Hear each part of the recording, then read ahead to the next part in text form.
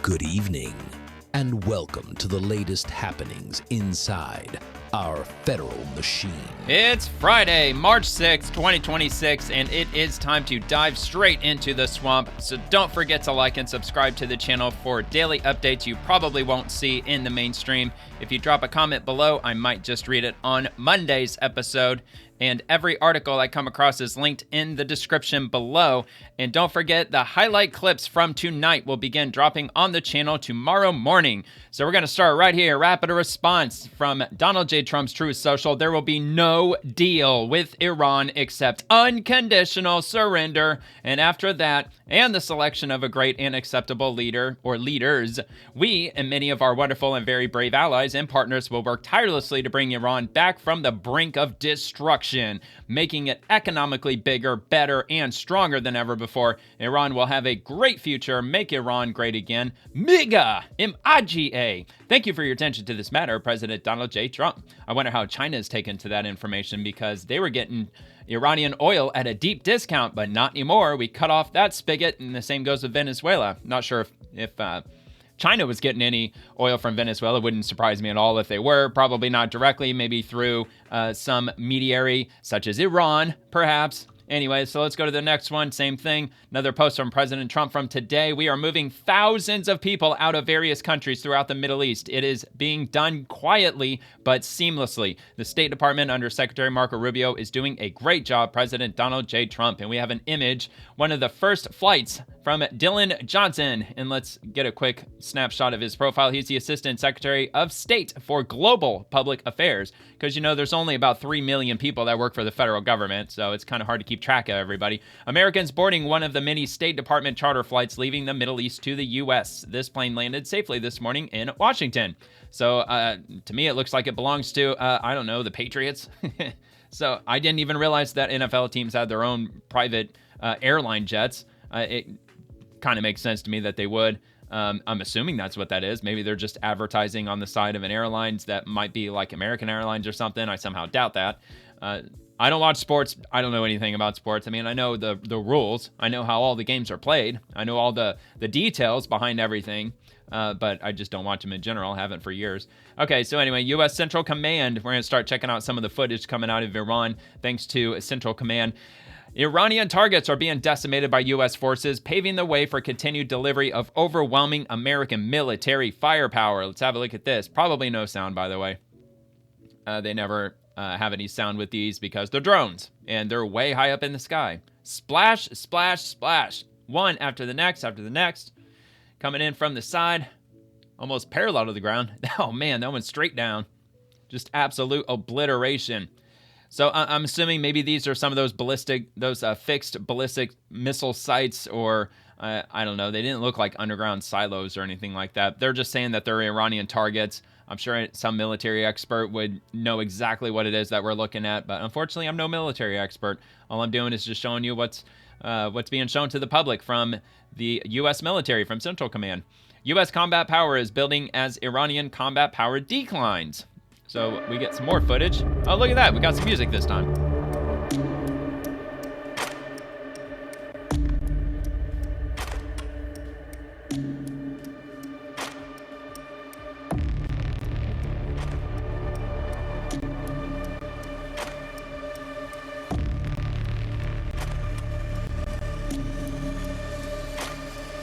Oh man, that's a big one. Oh man, they probably they weren't happy to lose that one. Yikes. Well, so I've been reading today that a lot of these weapons were manufactured from China and they were delivered to Iran over the years. And a lot of these weapons that Iran has been firing, a lot of them have been either misfiring, especially with these stealth detection systems. Apparently, China sold some to Iran, like not even a few months ago. Like they just obtained them in 2025. And these are supposed to be these radar detection systems, or radar stealth detection systems, where they're supposed to pick up even the highly coveted F-22 Raptor and even the B-2 stealth bomber. But we keep carpet bombing the hell out of the country with, especially with the B-2s. I think we've been dropping bunker busters on the underground missile facilities, whether they're manufacturing facilities or storage facilities. I believe that Central Command either today or yesterday made the announcement, I think it was yesterday, that they were still sending out B-2s and blowing up those facilities, those underground ones. And they've got all of these supposed stealth systems that they're supposed to be able to track the B-2, but they're not. They only find out when they get obliterated. I mean, that's how they know that the B-2 shows up, is when it's already over. They're fucked. Game over. So thank you, China. All right, so another one from Central Command. U.S. forces aren't holding back on the mission to sink the entire Iranian Navy. Today, an Iranian drone carrier, roughly the size of a World War II aircraft carrier, was struck and is now on fire. So this was yesterday. I didn't have a chance to grab this one in time when I did the swamp yesterday because I got to start the show sometime. And the way the government works, especially with Central Command, since they're many hours ahead of us over in the Middle East, they're dropping stuff late at night. I can't catch everything when I start the show. Once I start, I can't go back and look at other stuff in real time. So I'll just go ahead and play it now, even though it happened technically last night. And it looks like we got 31 seconds in total. Oh, man, that was a hit. Enormous hit. Surprised they didn't torpedo it. They torpedoed that other one. The warship, what was that, like a frigate or battleship or whatever it is that they called it. That big-ass Iranian ship that was 1,000 miles off the shore, or offshore in the Indian Ocean off the coast of Sri Lanka. That was a couple of days ago at this point. I think that happened maybe on Tuesday. So yeah, man, we struck another one. So I wonder if that brings that one I think brings the official count up to 30. Yeah, we've sunk 30 ships, Iranian ships, and their navy is pretty much completely wiped out. They've got a bunch of little skiffs, little boats that they use in the Strait of Hormuz to try to swarm private vessels. Not around now. They've done it historically. Whenever there's a vessel that's passing through the Strait of Hormuz and Iran's all pissed off about it, they'll send a whole bunch of these little skiffs out there and kind of swarm them like a hornet's nest, so to speak. And I don't think that we've really taken all of them out. Maybe we have. I'm sure that's on the agenda if we haven't yet. Operation Epic Fury, the first 7 days. So let's take a look at the first 7 days. They just posted this just a couple hours ago, didn't they? 2 hours ago. So this is brand new information as of this recording, at least, which I'll give you the time. It is 7:13 p.m. my time Eastern on Friday night. So Operation Epic Fury, the overview. U.S. Central Command, CENTCOM, commenced Operation Epic Fury at the direction of the President of the United States. CENTCOM forces are striking targets to dismantle the Iranian regime security apparatus, prioritizing locations that pose an immediate or an imminent threat. Operation launched at 1:15 a.m. February 28th of this year. Operation location, of course, is Iran. The targets that have been struck so far amount to over 3,000. That is a lot. Iranian ships damaged or destroyed. 43 ships. 43 ships have been destroyed. I almost just glossed right over that one. Okay, so that includes damaged. So some of them may have not been fully sunk. However, 43, man, that's an impressive number, especially for a 7-day period, only in 7 days. U.S. assets that have been employed, it is a list. B-1 bombers, B-2 stealth bombers, the Lucas drones, Patriot interceptor missile systems, the THAAD anti-ballistic missile systems, the F-15 fighter jets, F-16s, F-18s, F-22s, F-35s, A-10 attack jets, EA-18G electronic attack aircraft, airborne early warning and control aircraft, airborne communication relay, P-18 maritime patrol aircraft, RC-135 reconnaissance aircraft, MQ-9 Reapers, M-142 high mobility artillery rocket systems, nuclear-powered aircraft carriers, guided missile destroyers, counter-drone systems, refueling tanker aircraft, refueling ships, a C-17 Globemaster cargo aircraft, C-130 cargo aircraft, and special capabilities we can't list here. Well, they forgot about the nuclear submarine that fired off the torpedo that sunk that ship 1,000 miles off the coast. So we do know that there's at least one submarine that's involved. And the types of targets that they've been going after are the command and control centers, the IRGC Joint Headquarters, IRGC Aerospace Forces Headquarters, the Integrated Air Defense Systems, ballistic missile sites, Iranian Navy ships, Iranian Navy submarines, anti-ship missile sites, and military communication capabilities. I wasn't aware they had submarines. Apparently they got submarines and we're taking them out too. I mean, look, they're not going to stand a chance against an American nuclear-powered submarine. There's just no way. And I'm just thinking off the top of my head, what are they, Ohio class? Is that what they call them? It's been a little while since I've done any reading and watching with regard to submarines. I think it's Ohio class, something like that. Okay, well, I'm wrong. The Virginia class, the SSN-774, is the U.S. Navy's most advanced, versatile, and active fast attack submarine designed for both deep ocean and shallow water operations. These nuclear-powered vessels feature advanced stealth, sonar, and modular payload capabilities, including the Block V variant with the Virginia Payload Module, VPM. I wonder if that may have been the one that was out there in the Indian Ocean.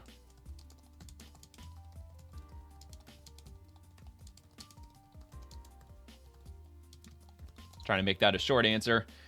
Yeah, let's see what it'll kick back. I'm gonna assume maybe not. While the specific vessel is not initially named by the Pentagon. Oh yeah, okay, yeah, that's right. It's still under wraps. Multiple reports on March 4th identified the USS Charlotte, SSN 766, a Los Angeles class fast attack submarine, as the boat that torpedoed the Iranian frigate Iris Dina. Well, there you have it. The Los Angeles class attack submarine. All right, let's roll on. So we're going to check out some of the footage. These are just still images, but after this, we're going to get into some more of the, I think, yeah. So we'll get into a few additional video clips of what's going on over there. Large fires have been reported near Mehrabad International Airport in Tehran following U.S. and Israeli strikes overnight. This was just an hour ago. And just yesterday, if you watched The Swamp yesterday, I showed the same thing. There were massive fires that were reported in the airport. Possibly actually could have been on Wednesday. I don't know. I've had a couple of days off this week, so the days have kind of run together a little bit. But still, we did some pretty thorough bombing. We bombed the shit out of that airport the other day, and it looks like we did it again. Because if that's the airport, holy smokes, man. It looks like Armageddon. It looks absolutely insane. It's like the gates of Mordor out there. It's like some volcanic eruption. Okay, here's another one. And we got yet another one. Close-up image. It's a little grainy. It's kind of hard to tell exactly what we're looking at because it's so far away. I mean, it'd be kind of nice if we had a better image, but CENTCOM will probably be releasing some images on that in the coming hours or days. From Meow Marks, scenes from Tehran, aircraft seen burning inside Mehrabad International Airport in Iran. So this is a video, so we can at least get a look at this. And just like before, there's no sound associated with this either. Oh, yeah, there's a plane right there. Get my little trusty highlighter thingamajig.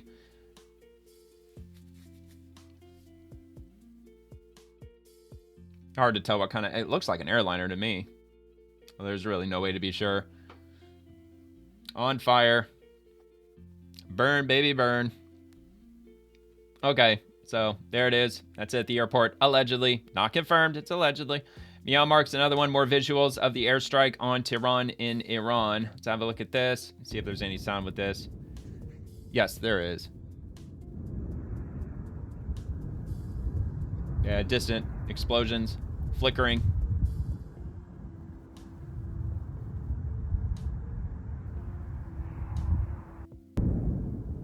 Okay, so there you go. 16 seconds in total. Let's see what we got with this one. Visuals coming from Tehran. This city is on fire. I mean, look, that's what President Trump and Secretary of War Pete Hegseth, that's what they said. Oh, holy shit, dude. That's got to be the airport. That has to be. Oh, look, it looks like they still have photos of the Supreme Leader still up. I thought they were knocking all of those down. Well, on the other hand, maybe not, because they did instruct the citizens, or we highly recommended the citizens of Tehran, or of Iran, to stay indoors. But yeah, they definitely have like what appears to be Supreme Leader pictures up all over the place still. Okay, and another one, same person, and oh wait, no, never mind. I think this was already the one that we saw. Yeah, I remember that water tower. Okay, so we'll head back, and we'll roll on to T&I Committee Republicans, and let's get their caption real quick. To Transportation and Infrastructure Committee. So that's who these guys are. Coast Guard personnel stationed in Bahrain and around the world are risking their lives without knowing when their next paycheck will arrive. They deserve stability while carrying out vital national security missions. And just as simple as that, because Democrats are refusing to fund the Department of Homeland Security because they don't like our federal agencies rounding up illegal immigrants, especially the criminal ones. They really don't like that. They want the criminals to stay here. U.S. Air Force, so we've got a message to the airmen from official CSAF General Ken Wilsbach.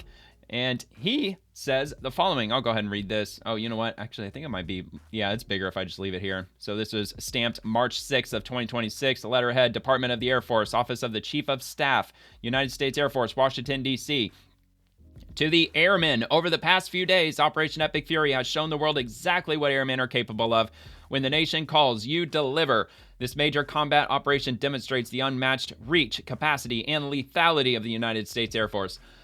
Right now, airmen are taking the fight straight to the adversary. We are unleashing American air power as an overwhelming force, destroying any and all enemy targets. When we fight, we control the skies, crush the opposition, and get the job done. We will dominate and win. Adversaries are finding out the hard way that what happens when they challenge us. They see disciplined teams operating at the highest level. They see a force that sees the advantage and continues to punish its enemy from the skies. They see an unrelenting Air Force never slowing the pace of attack. They see airmen that will never stop short of victory.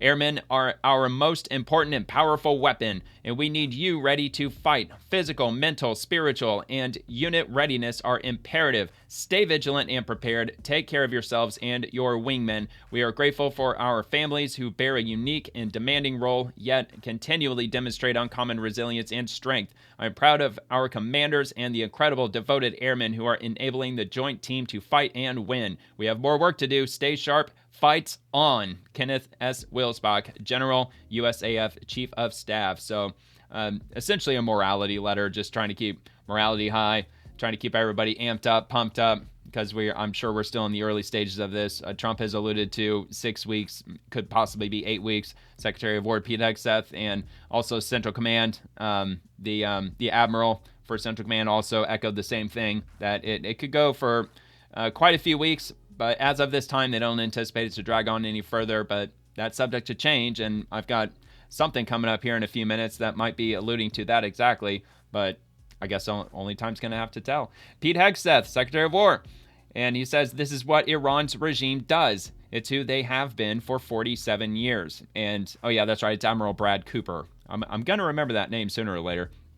He is in charge of U.S. Central Command. And his statement reads as follows, quote, "The Iranian terrorist regime has attacked 12 different countries and continues to deliberately target civilians throughout the Middle East.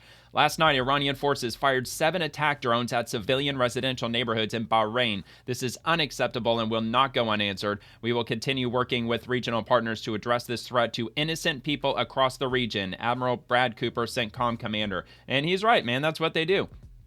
That's what terrorists do. Terrorists go after innocent people because they essentially just want to scare you to the point where you're just going to back off because you don't want your innocent people killed. We don't want any innocent people killed. That's why all these terrorist scumbags, they hide in hospitals and they hide in schools. They put women and children in front of them because they're a bunch of fucking cowards. All right, Rapid Response 47. For nearly a half a century, the Iranian regime has been slaughtering Americans. President Trump is doing what other presidents have refused to do, eliminate the Iranian threat so no more American blood is spilled by these terrorists. And they have a thread that they indicate, which means that there's more posts down below. In November of 1979, Iranian students, backed by the regime, seized the U.S. Embassy in Tehran, taking 66 Americans hostage in a 444-day standoff. And if you haven't seen the movie Argo, that was, I believe it was written and directed by Ben Affleck. It was a really good movie. Not a big fan of Ben Affleck personally, but that was an awesome movie. That was probably, I'd say it's probably in my top 15.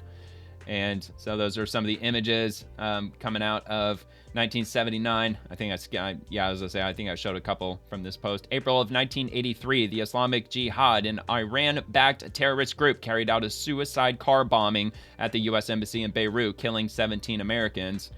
And we've got those images back in the 80s. And okay, yeah, again, April of 1983. This is in October of 1983. Iran-backed Hezbollah terrorists killed 241 U.S. military personnel, including 220 U.S. Marines and 21 other service personnel in a truck bombing at a Marine compound in Beirut. That alone should have been enough to wipe them the fuck out. I cannot believe that happened, and we just backed off and said, oh, well, I guess it is what it is. You know, we can't be messing with Iran. And so that alone should justify what the hell we're doing today. You know what I mean? March 1984, Iran-backed Islamic Jihad terrorists kidnapped CIA Station Chief William Buckley on his way to work in Beirut, ultimately killing him the following year. They ended up killing him. They took him hostage. They probably tortured him, unbelievably. And yeah, and then he died. September 1984, Iran-backed Hezbollah terrorists killed 23 innocent people, including 2 American service members, in a car bomb attack at the U.S. Embassy Annex in Beirut. So it's always Beirut, man. Like what the hell? New York Times, 23 die, including 2 Americans in terrorist car bomb attack on the U.S. Embassy at Beirut. Didn't they also bomb something having to do with the Olympics? You know what? We're probably getting to that. Okay, where are we? All right, next one. December of 1984, Iran-backed Hezbollah terrorists hijacked Kuwait Airways Flight 221 en route to Pakistan, diverting it to Tehran, where they brutally tortured and killed 2 American officials. Unreal. June of 1985, Iran-backed Hezbollah terrorists hijacked TWA Flight 847 on its way to Athens to Rome, torturing a U.S. Navy diver before shooting him point blank in the head and tossing his body into Beirut airport tarmac. These people are freaking assholes, man. July 1989, Iran-backed Hezbollah terrorists killed U.S. Marine Colonel William Higgins after kidnapping him the previous year while serving with the United Nations peacekeeping force in Lebanon. And they've got the newspaper article on that, of course. April of 1995, Iran-backed Islamic Jihad terrorists killed 8 people, including 1 American citizen, in a car bomb attack in the Gaza Strip. Okay, so I could have sworn that the whole Olympic thing, like taking hostages or whatever, had to do with Iran. I mean, maybe I'm wrong on that. I don't know. But I'm pretty sure that was in the 80s. At least I thought. August of 1995, an Iran-backed Hamas suicide bomber blew up a bus in Jerusalem, killing an American and 3 other passengers and wounding more than 100 others. We've got another one. February of 1996, an Iran-backed Hamas suicide bomber blew up another bus in Jerusalem, killing 3 Americans and wounding 3 other Americans. Good grief. March of 96, an S-bomber, I know, I probably can't say that too many times on YouTube because then it'll get all mad at me, the algorithm, linked to the Iran-backed Hamas and Palestinian Islamic Jihad terrorist groups, killed 20 people, including 2 Americans, in an S-bombing at a Tel Aviv shopping center. They almost got me. In May of 1996, Iran-backed terrorists killed an American-Israeli dual citizen and wounded another American citizen in the West Bank. My son was one of the first Americans killed by Hamas. In June of 96, Iran-backed Hezbollah al-Hajiz terrorists killed 19 U.S. airmen and wounded nearly 500 others in a truck bombing at a U.S. Air Force housing complex in Saudi Arabia. I mean, dude, like, all of these countries surrounding Iran should have been pissed off at them for the last 40 years with them doing all this shit. September of 97, Iran-backed Hamas suicide bombers, they got me, blew themselves up on a pedestrian mall in Jerusalem, killing an American-Israeli dual citizen and wounding 7 other American citizens. In August of 1998, al-Qaeda S-bombers facilitated by Iran-backed Hezbollah simultaneously bombed U.S. embassies in Kenya and Tanzania, killing 224 people, including a dozen American citizens. There's another image of that, or an image of that. And we've got August of 2001, an Iran-backed Hamas terrorist blew up a Jerusalem pizzeria, killing 3 Americans. A family. January of 2002, an Iran-backed Al-Aqsa Martyrs Brigade terrorists killed an American-Israeli dual citizen in the West Bank. July of 2002, an Iran-backed Hamas terrorist killed 5 Americans in a bombing at Hebrew University in Jerusalem. And June of 2003, an Iran-backed Hamas S-bomber killed 17 people, including an American citizen, on a bus in Jerusalem. I mean, do we get, y'all got the idea? I mean, like, this is why we're there. October of 2003, Iran-backed Popular Resistance Committee's terrorists killed 3 U.S. diplomatic personnel in a bombing in Gaza. All of these are backed by Iran. Between 2003 and 2011, Iran-backed militias killed at least 603 U.S. troops in Iraq, roughly 1 in every 6 American combat fatalities in Iraq. In August of 2003, an Iran-backed Hamas terrorist blew up a bus in Jerusalem, killing 5 Americans and wounding 1 other American. August of 2006, Iran-backed Hezbollah terrorists killed American citizen and Israel Defense Forces soldier Michael Levin during the Second Lebanon War, the only American to die in the conflict. Iran killed him. In January of 2007, a dozen men affiliated with Iran's Islamic Revolutionary Guard Corps, Quds force, killed 5 U.S. soldiers and wounded 3 others in Karbala, Iraq, after disguising themselves as U.S. soldiers and entering the Provincial Joint Coordination Center. In March of 2007, former FBI agent Robert Levinson disappeared in Iran, likely dying in an Iranian prison. July of 2014, Iran-backed Hamas terrorists killed 2 American citizens serving in the IDF. October of 2015, Iran-backed Hamas terrorists killed an American citizen and his wife in a drive-by shooting in the West Bank. December of 2019, Iran-backed Kataib Hezbollah terrorists killed an American civilian contractor, wounded several U.S. service members in a rocket attack at K-1 Air Base in Kirkuk, Iraq. January 2020, 109 U.S. troops suffered traumatic brain injuries in an Iranian ballistic missile attack on the Al-Assad Air Base in Iraq. Good grief. September 2020, U.S. intelligence indicated the Iranian regime was considering a plot to assassinate the U.S. ambassador to South Africa. And is that all they got, or is there even more? Yeah, there's even more. February 2021, an Iran-backed militia fired a rocket at coalition forces in Erbil, Iraq, wounding a U.S. service member and 4 U.S. civilian contractors. July of 2021, Iran-backed militias wounded 2 U.S. service members in a series of rocket and drone attacks against U.S. forces in Iraq and Syria. September of 2022, an Iranian rocket attack killed an American citizen in Iraqi Kurdistan. November of 22, an IRGC captain orchestrated the killing of an American citizen in Baghdad. March of 2023, an Iranian drone attack killed an American contractor and wounded 5 U.S. service members and another contractor in a strike on a coalition base in Syria. October of 2023, Iran-backed Hamas terrorists killed 46 Americans and kidnapped at least 12 Americans in the October 7th massacre. That they were backed by Iran. December of 23, Iran-backed militias wounded 3 U.S. service members in an attack on Erbil Air Base in Iraq. January of 24, Iran-backed Kataib Hezbollah terrorists killed 3 U.S. service members and wounded more than 40 other service members in a drone attack against Tower 22 military base in Jordan. Between October 2023 and November of 24, Iran and its proxies conducted more than 180 attacks against U.S. forces in the Middle East, wounding more than 180 U.S. service members and killing 3 service members. In November 24, an Iranian national and IRGC asset was charged for plotting to assassinate President Trump. June of 25, Iran-backed militias attacked at least 3 U.S. bases in Syria and 2 U.S. bases in Iraq. And that looks like that's it. Is that enough for you? I mean, what's the count? What is that, like? Oh, yeah, actually, it kept count for us. 42. 42 instances. That rapid response 47, which it's essentially a White House profile. The official White House rapid response account with the gray badge, so it is a legit government account on the X platform. They shared 42 instances, acts of terrorism that was perpetrated by Iraq. Or not Iraq, Iran. My bad. Sorry, Iraq. It was Iran that perpetrated all of these, whether if it's by proxy or directly.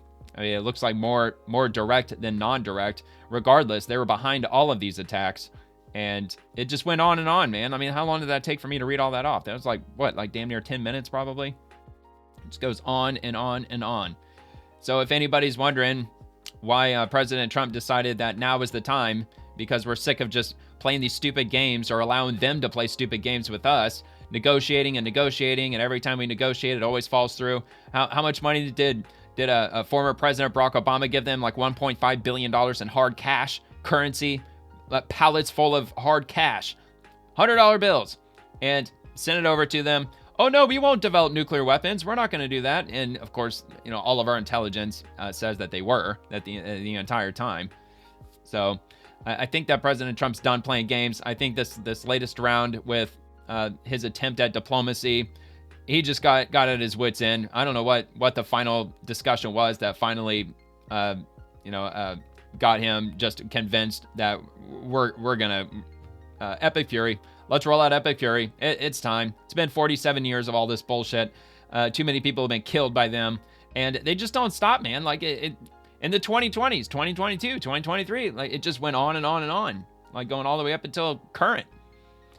Okay, so let's head on to the next. Open source intel, funny footage from CNN. There's a CNN team reporting from inside Iran, which, like, why? Why the hell are CNN reporters in Iran? I mean, are they just desperate to get kidnapped and tortured? I mean, what the hell are they doing? CNN team reporting from inside Iran says the situation does not appear chaotic, noting shops are open and stocked, gas stations are operating normally, and there are no long lines or signs of panic in the areas they traveled through. Yeah, probably because they're on the razor's edge of the border of Iran, probably as close to safety as they can humanly get to. They probably literally took one single step into Iran. Okay, we're in Iran. There's the gas station. It's like the American version of like the Welcome Center. That's probably where they're at, realistically. So let's give this a watch. Taking a quick break for a coffee along the way. We've been driving for several hours. There's a couple of things that we've noticed. Number one is that, first of all the shops are open. All the shops are really well stocked, even with fresh things like, for instance, fruits and vegetables. Coffee, obviously, also available as well. Yeah, because you're totally in a major gas city stations, right now. There's no long lines as gas stations. Fuel seems readily available, and you just don't because see nobody is any going. sort of degree Nobody's of going. panic Well, anywhere. I guess there's a few cars. Taking a quick. I mean, I was just about to say, well, they've been instructed, at least by American forces, to hunker down, shelter. But dude, you're in the middle of BFE. Of course, it doesn't look like it's heavily affected. They haven't literally bombed every square inch of the entire country, at least not yet. All right, bunker busted. New IDF footage reveals the subterranean sanctuary that was supposed to keep Iran's supreme leader safe from attacks against the Islamic Republic. The visual breakdown shows the underground base where Ayatollah Ali Khamenei would have hunkered down while attempting to ride out incoming missile barrages. Trey Yenst, who is the chief foreign correspondent for Fox, details the deception campaign deployed by the U.S. and Israel to bypass Tehran's defenses and deliver a decisive blow. Interesting. Overnight, with 50 fighter jets and more than 100 munitions, the Israelis say they targeted the bunker of Iran's former leader, the Ayatollah Khamenei. You can see in this video here massive strikes rocking the capital of Tehran. A senior Israeli official says this is the location where Iran's supreme leader was killed when Operation Epic Fury began, but that he was above ground. This new information indicates he didn't have time to get into the bunker. A source telling Fox News this was all part of a deception campaign launched by Israel and the United States. The official added that President Trump and other officials made statements and comments ahead of the strikes to make it seem like no operation was imminent. Also adding that top commanders in the IDF even went to their homes for Shabbat on Friday night, just hours before the strike took place. The Israelis say it took the Iranians years to build this, and the plan was to have the supreme leader enter into this underground space if war began to command his army and troops. We understand he never made it there because this official says that even as jets were in the skies toward Iran, that his inner circle didn't think to take him below ground. The official adding the result was exactly what planners had hoped for. Khamenei stayed above ground, and the opening strike of Operation Epic Fury found him right there. We expect these Israeli strikes against Iran to continue as more ballistic missile fire has targeted Israel over the past 24 hours. Okay, well, I guess it's safe to assume we know where the new supreme leader is sitting right now. Maybe we could drop some bunker busters on that. And, oh, yeah, by the way, he said Khamenei. Maybe that's how I should start pronouncing it. I've just been pronouncing it like an American would probably pronounce it. I don't know. Maybe if I remember, I'll try to pronounce it that way. Who knows? U.S. ambassador to the UN on Iran attacking neighbors. And this is Mike Waltz, by the way. And it's a quote, so let's just play it out. Look, it's clearly part of Iran's strategy, Martha, to sow discord, to attack their neighbors, our allies across the Gulf, and try to separate them from Washington by attacking their infrastructure, their ports, their oil and natural gas facilities, even their international airports and otherwise. And it's doing the exact opposite. It is backfiring on Iran. I have met with nearly every ambassador in the Gulf just in the last 48 hours. I've never seen them more unified. I've never seen them more outraged. I've talked to them quite a bit. You know, their population is under attack. And I think you're going to see that unity get more and more solid as the day, more solidified as the days go on. Look. Yeah, I think he's got a fair point with that. Only time shall tell. Overton, President Trump told CNN's Dana Bash that Iran made a terrible mistake by attacking the Gulf states. Yeah, they did. I've heard from some military guy. He claims, or he called it the biggest blunder that Iran could have possibly made by attacking the Gulf states, and said that the consequences are already hitting the regime's finances. He revealed that the United Arab Emirates is now freezing Iranian regime's assets under its control. And then there's, again, a line of quotes here and there. It's going to be right here. I also asked about the Gulf countries being hit. He said they're doing unbelievable and they're fighting. They, meaning Iran, made a terrible mistake when they attacked them. The UAE is freezing the assets, and they have the assets, all of them, and they got hit enough where they were going to freeze them. They're brave people. Wow. Well, maybe they'll just keep their money. Probably not something they could legally do forever. However, how much money has Iran put into the UAE? I would like to know the answer to that. Okay, Daily Wire. Ben Shapiro, he slams Democrats for their hypocrisy on Iran. I haven't heard anything from Ben Shapiro in a while. He just kind of, I don't think that he deliberately fell off the radar. I just don't think that really a whole lot of people are just paying attention to him these days for some reason. What President Trump did here is the single most courageous foreign policy move of my lifetime, bar none. And Democrats, I think, frankly, should be ashamed of the way that they have approached this. If they truly believe, as they've said many, many times before, that Iran is a threat in terms of regional threat to allies, including Israel and Saudi Arabia, and now obviously Bahrain, Qatar, UAE, where they have been firing ordnance, and not just Israel, but and many of these nations actually in greater numbers than they've been firing on Israel. If Iran has spread its terror tentacles into places as wide-ranging as Europe and South America and Latin America, and if Iran was never going to give up the pursuit of this sort of stuff, it takes a man with tremendous intestinal fortitude to do what President Trump did. Democrats will never acknowledge that. So instead, they're just going to undercut the premise by pretending that apparently Iran was fine. Everything was cool. Yeah, I don't think Democrats would have ever done anything about Iran. And just look at what Obama did. He did quite the opposite. He was giving them billions of dollars in hard currency, for crying out loud. Rapid response. Press Secretary of the White House, Caroline Leavitt, quote, "There's nothing more America first than taking out terrorists who have maimed and killed our own servicemen and women who chant death to America and pose a threat to the homeland." This president lives in the real world. And with respect to MAGA, President Trump is the leader of MAGA. He's the creator of the MAGA movement. And there is nothing more America first than taking out terrorists who have maimed and killed our own servicemen and women who chant death to America and who pose a threat to the homeland. And so President Trump is a leader of the peace through strength foreign policy doctrine. He attempted peace through diplomacy exhaustively and extensively with the rogue Iranian regime. And so they have been struck with the strength and the sheer might and will of the United States Armed Forces. And President Trump has proven he's a man of his word. If you go back and look, not just over the past year as president, but in his first term and in many years in his private life as well, when he has said that the Iranian regime can never obtain a nuclear bomb, well, now he's finally acting on it, and he has the courage to do what so many presidents in the past did not. Yeah, because making America great again is just such cultist mentality. America first. How dare you want to put America first? But anyways, as far as what she said, she's pretty much just been echoing just the same basic talking points that they've been talking about. Iran cannot have a nuclear bomb. We're going to wipe out the Ayatollah and so on. All right, DFC Invest. Thank you, Larry Kudlow, for sharing more about DFC's plan to restore confidence in maritime trade. Working alongside CENTCOM, DFC coverage will offer a level of security no other policy can provide. Real quick, Larry Kudlow, Fox Business host, former assistant to the president and director of the NEC. All right, let's have a look. Risk insurance is going to be placed on. We're going to help out the United States. And this is what President Trump just announced moments ago is happening. The $20 billion Mideast maritime told me, but insurance. Scott Bessent and Ben Black put this out. The U.S. International Development Finance Corporation, it's the old OPIC, okay? They're coming in. I'll read. I certainly hope that's not taxpayer funded.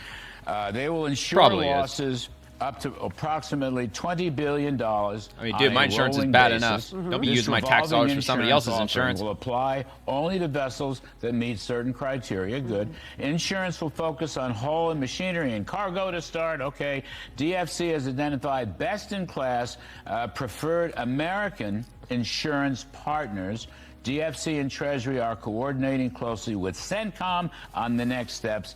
Yeah, we're still waiting to see when the Navy is going to start helping escort tankers and cargo ships and other maritime traffic through the Strait of Hormuz. They haven't announced it yet. They said it's coming, that the U.S. Navy will be providing escort services across the Strait of Hormuz. So it might be in the coming days. It might be a week or so. All right. Press Secretary, we got one more. The goals of Operation Epic Fury will be a very good thing for the energy and oil markets and oil prices in the long term. When you no longer have a terrorist regime that is restricting the free flow of energy through the Strait of Hormuz, well, plus they're also undercutting the petrodollar by shipping oil to China at a discount. So this is also going to hurt China because now they can't buy oil at a discount anymore. They're going to have to buy it on the, I don't know what you call that, the global oil market, like on the mainstream. So they're not going to be able to get discounted oil anymore because they don't even have Venezuela left anymore. So having taken Iran and Venezuela out of the equation, China is probably going to be hurting quite a bit financially, at least on the oil front.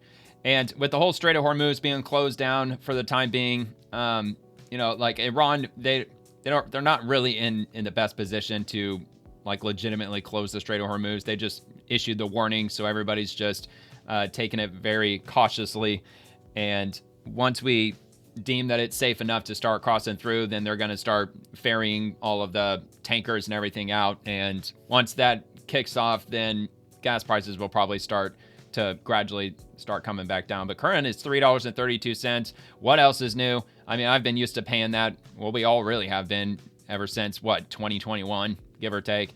And I live in the state of Florida, and it hasn't really dropped that much below $3. I think the best it got here was like $2.79 or maybe $2.80. But it's for the majority of the time that Trump has been touting our low gas prices, also pointing at Colorado, where it dropped to $1.99, I think, at some point. And he went to one of the flyover states like Nebraska or something like a week or two ago, and he said the same thing. It was like $1.89 there, supposedly. We didn't see anything like that here, which is kind of frustrating because the Southeast is supposed to be, on a regular day, supposed to be like one of the cheapest places in the country where you can get gas. All right, so let's give this a watch. Well, rest assured to your audience and to the American people, this is long something that President Trump, his Energy Secretary Chris Wright, his Treasury Secretary Scott Bessent have thought about and have been planning for and have already announced action in response to. Let me just walk you through the president's thinking on this. We have to focus on the short term and the temporary goals of Operation Epic Fury to obliterate the Iranian regime will be a very good thing for the energy and oil markets and for oil prices across the globe in the long term, when you no longer have a terrorist regime that is restricting the free flow of energy through the Strait of Hormuz and to the rest of the world. So that's number one. Number two, the president has also announced some tangible actions over the course of the last few days. First, to provide political risk insurance to cargo vessels in the region. Secondly, to ensure that there is a free flow of energy and that we are drilling expeditiously here at home and that we're tapping into these newfound markets in Venezuela as well. And then again, the president has also made that directive very clear to his energy team. And you saw Secretary Burgum was just in Venezuela yesterday with some of the world's biggest oil companies who have committed to investments. And Delcy Rodriguez herself said that they are working at Trump speed to tap into these markets. And then lastly, the president has also announced that the United States Navy will escort cargo ships through the region if and when necessary. Okay, well, now they're saying if necessary. So, in other words, time will tell when it's going to come down, but rest assured it's going to come down. We've got tons of oil ready to hit the market, or soon to hit the market, just once things settle down a bit. All right, America's unstoppable momentum in Operation Epic Fury. This is going to be directly from the White House. Under the decisive leadership of President Donald J. Trump, America's unparalleled warfighters are delivering devastating strikes in Operation Epic Fury, crushing the Iranian regime's terrorist infrastructure with overwhelming power and unbreakable resolve.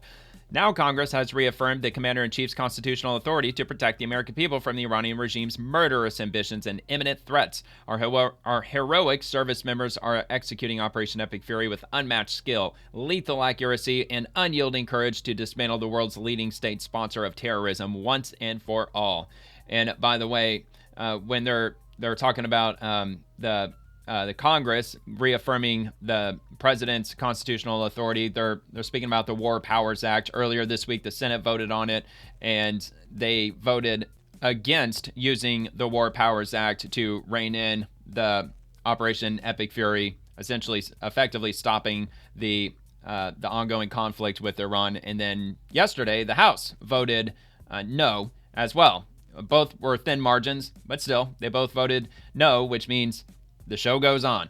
All right, anyway, thousands of high-value targets obliterated, including Iranian command centers, headquarters, air defense systems, missile sites, production facilities, launch platforms, and airfields across the country. Major destruction of Iran's naval assets, including its ships and a key submarine, ensuring no hostile Iranian vessel can threaten vital waterways or allies.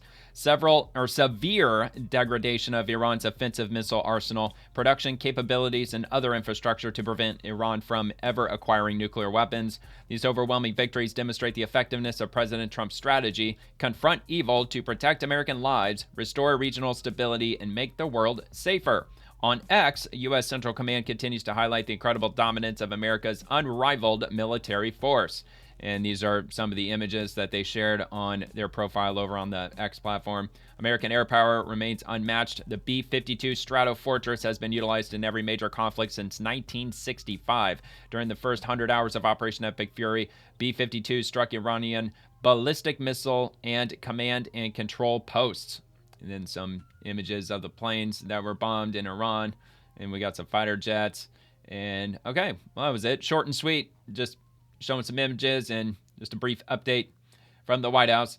And this is from Pete Hegseth, War Secretary. Well, he reposted this. Technically, this is from President Trump's True Social. And he says, "We just concluded a very good meeting with the largest U.S. defense manufacturing companies where we discussed production and production schedules." So in other words, if you've got a lot of disposable income, you know, there's some stocks out there to be buying.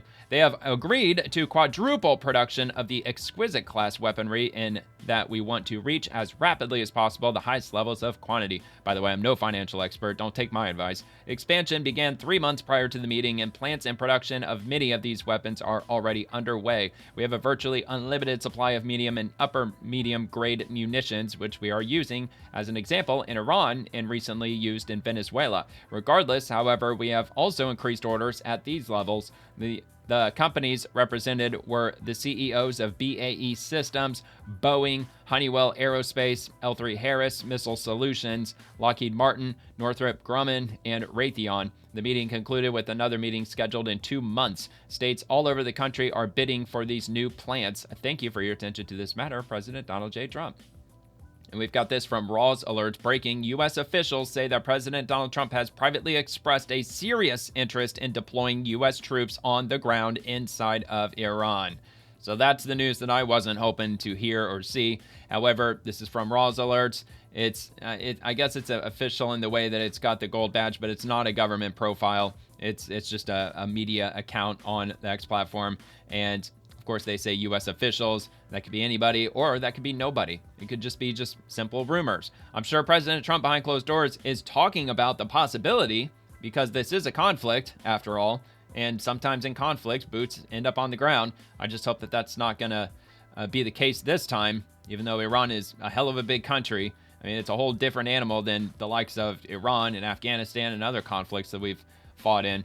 I still haven't heard anything about the Kurds. Did that even really happen? Did I just read that somewhere and that wasn't really a thing? Actually, here, let me see if I can find a quick update on that. Okay, well, the answer is no. So I don't know where I read that. Apparently that wasn't true. Again, like I say, on the X platform, you can't take everything literally to be the gospel truth. Sometimes you got to take it with a grain of salt. No, thousands of Iraqi Kurd soldiers, Peshmerga from Iraq's Kurdistan region, did not storm into Iran. And I actually read this on someone who's pretty well respected on the X platform. I believe he was a journalist. I can't remember who it was. I have a feeling, but I don't want to say his name because it may have not been that individual. But it's somebody that I share posts all the time, and they post Trump administration related information and other departments in the government, just constantly updating on what's going on. In the swamp, of course. Anyway, recent reports early March of 26 describe Iranian Kurdish opposition groups like PJAK, PDKI, Kamala, and PAK based in northern Iraq, launching or preparing limited ground operations into Iran amidst the ongoing U.S.-Israel-Iran conflict. Some sources claim thousands of these fighters, often called Kurdish fighters loosely, crossed or positioned inside Iran starting around March the 2nd, mainly in mountainous border areas like the Zagros region. However, these are Iranian-origin Kurdish dissidents, exiles operating from Iraq, not official Iraqi Kurdish forces. Multiple Kurdish and Iraqi sources explicitly deny that Iraqi Kurds or official Peshmerga crossed en masse, calling thousands of Iraqi Kurds claims false or exaggerated. Iran has struck back at these groups' bases in Iraq, but denies major incursions succeeded. The situation remains fluid with conflicting reports. Some Western Israeli outlets amplify the thousands narrative, while others and local sources downplay or refute it as fake news. In short, no large-scale storming by Iraqi Kurdish soldiers. It's more about Iranian Kurdish insurgents with possible U.S. and Israeli backing opening a limited new front. Okay, so it's not 100% untrue, but it's not exactly true either. That there are people there on the border up in the mountainous region. They just don't appear to be numbering by the thousands, and they're not invading Iran, as the post from the other day suggested or insisted on. I mean, they appeared pretty quite clear that they were going. They showed pictures and everything. Okay, Eric Doherty just in. President Trump on Iran. Quote, their army is gone. Their navy is gone. Their communications are gone. Let's have a look. Said I'd give it a 12 to a 15. Their army is gone. They're just about, look, their navy is gone. Their communications are gone. Their leaders are gone. 2 sets of their leaders are gone. They're down to their 3rd set. Their air force is wiped out entirely. Think of it. They have 32 ships. All 32 are at the bottom of the ocean. Other than that, they're doing very well, Coach. Very well. We're doing, our military is doing phenomenally. That's the big thing for this week. We seem to have a new thing every week, but the situation with a very bad and very sick group of leaders who were killing a lot of people, a lot of our people were... Look, the thing that concerns me is that the Taliban, or Afghanistan in general, they didn't have an air force, they didn't have a navy, they didn't have a well-structured army or military to the likes of Iran, and we were fighting there for 20 years and still didn't succeed in it. So, just saying, that's all I'm saying. LMFAO reporter, what went into your decision to replace Secretary Nolan with Senator Markwayne Mullin? Let's have a look at this. What went into your decision to replace Secretary Nolan with Senator Markwayne Mullin? Because the Democrats don't like him. Is it possible to stay on this subject just for once? You know, just for once. Yeah, boy, really. Oh, boy. Anybody have any questions on this subject? Oh, wow. He's like, we're talking serious matters here. We're talking about the Iranian conflict, and you want to go into freaking, ICE bullshit and Homeland Security and whatever. Obviously, Trump is irritated about it. There's another time and place for it. Even though it's important, it's not the subject at hand. Not right now. Justice the American Way. This is from the White House. Wake up, Daddy's home. Welcome home, son. Strength and honor. Strength and honor. What will you do without freedom? Mavericks inbound.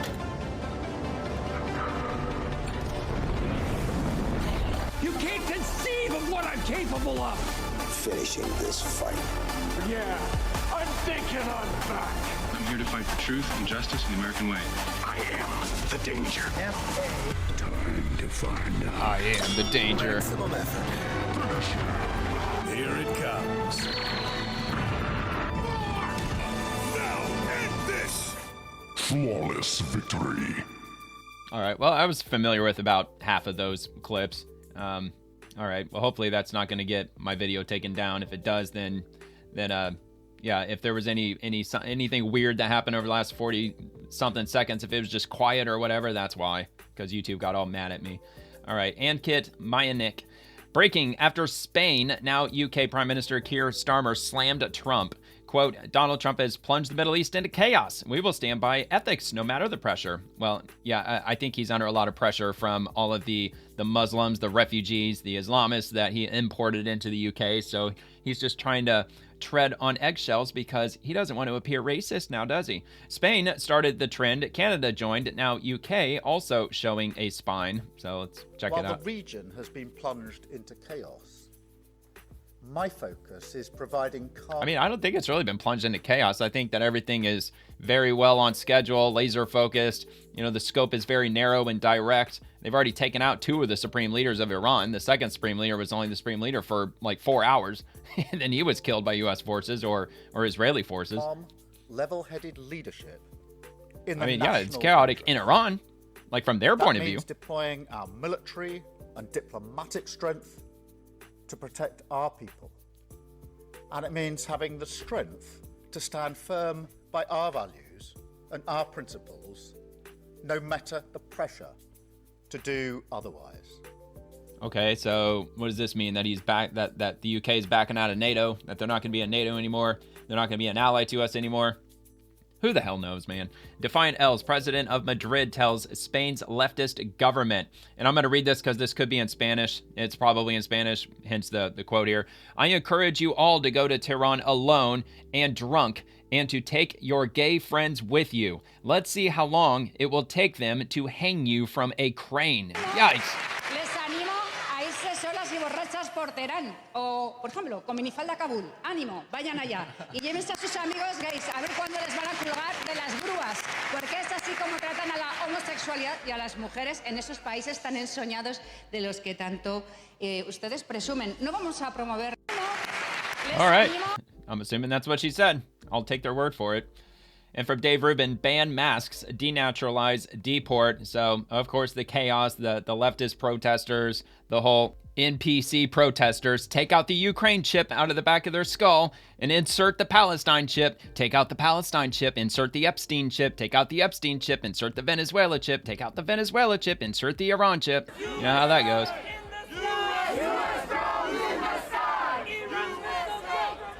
I mean, dude, where's the Palestine flags? Where's the Ukraine flags? Where's the Black Lives Matter flags? These people are all fake, man.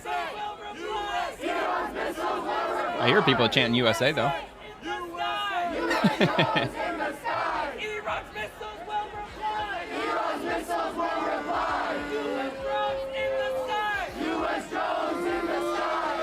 I have a feeling that not a single one of these people are Iranian. Nope, not a single one. They're just hoping that some news cameras show up, or I don't even know what they're hoping for. I think just the Soros people or some NGOs, nonprofits, whoever. They're just paying these people just to stand there and just make a bunch of nonsense.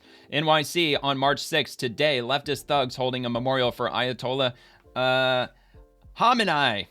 Did I say it right? Khamenei beat a counter-protester to the ground after he took the theocratic leader's portrait.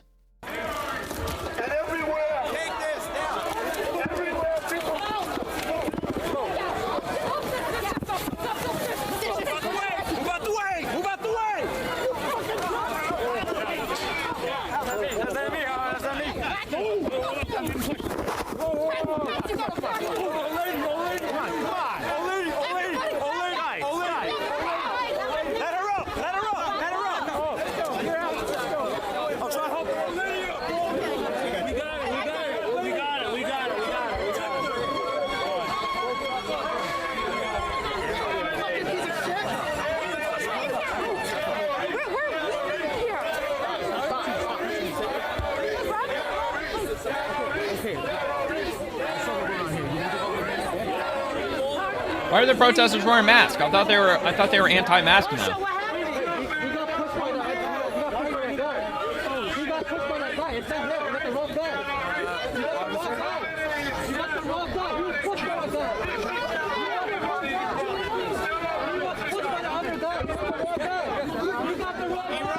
Iran and Israel. Are you okay, buddy? Buddy, are you okay? Are you okay? Yeah. Okay, good. What do you need?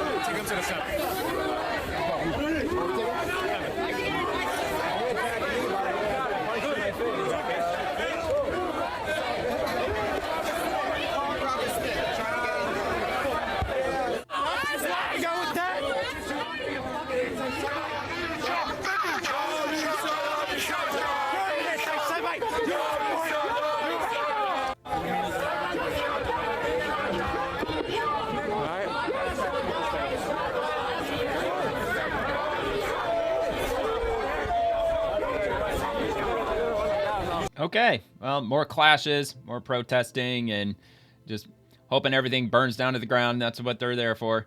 Students at New York, is that New York? Yeah, New York University held a vigil today for their dear leader, Ayatollah Khamenei, who's responsible for the deaths of hundreds of Americans. Probably over 1,000 Americans, to be honest. Nothing taped up on the arch. We tried. It is what it is. Sorry for your loss. That's where you're sending your children. Your best and brightest. Sending them to universities like this. They'll get brainwashed. Sorry for your loss.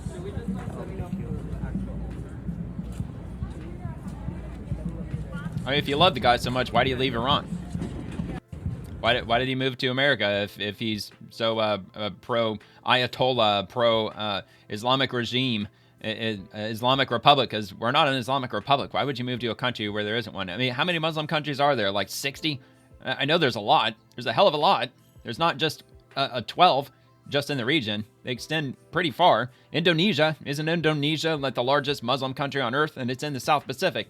Okay, Andy No, NYC, an Iranian American woman is shocked to see American leftists organizing a memorial for Iran's Ali Khamenei at Washington Square Park.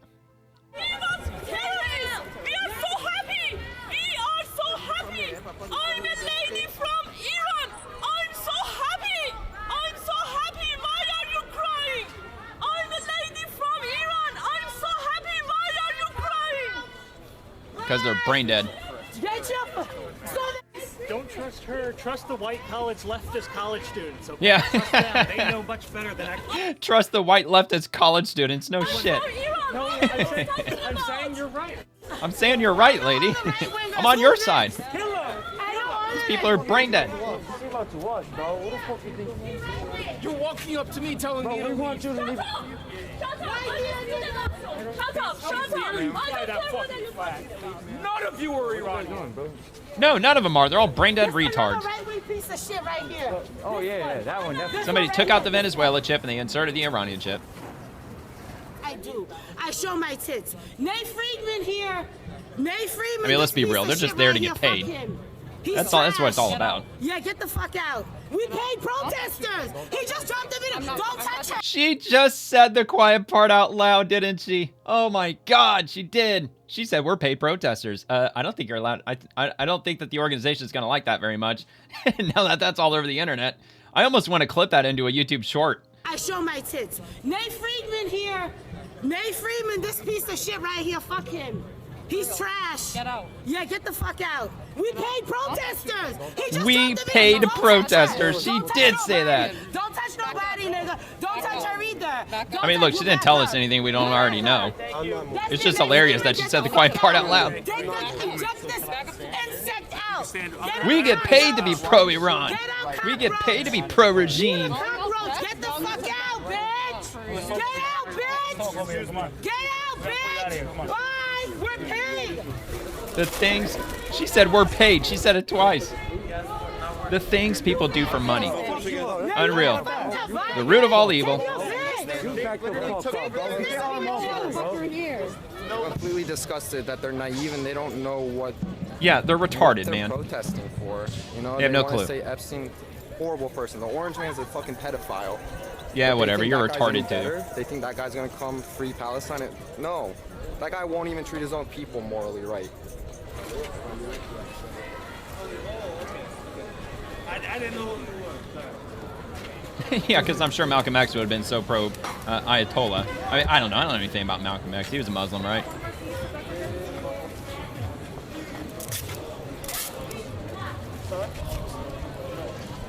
Oh yeah, of course they've got the Palestine stuff down there.